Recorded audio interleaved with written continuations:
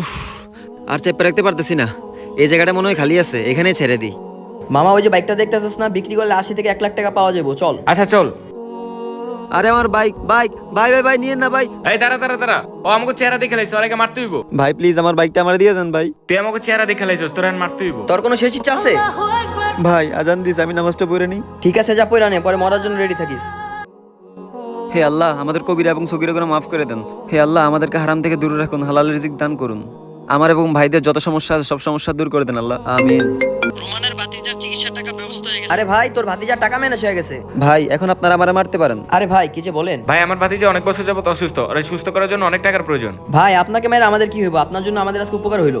ভাই এসব কিছু আমি করি নাই, সবকিছু আল্লাহ তাআলা করছে। আমি তো শুধু আপনাদের জন্য এবং আমার জন্য দোয়া করছিলাম, আল্লাহ তাআলার সাথে সাথে কবুল করে নিছেন। ভাই আপনারা যদি চুরি না করে আল্লাহর কাছে খাস মনে দোয়া করতেন, না জানি কত আগে ওই বাচ্চা সুস্থ হয়ে যেত। আল্লাহ তাআলা চাইলে সবকিছুই সম্ভব।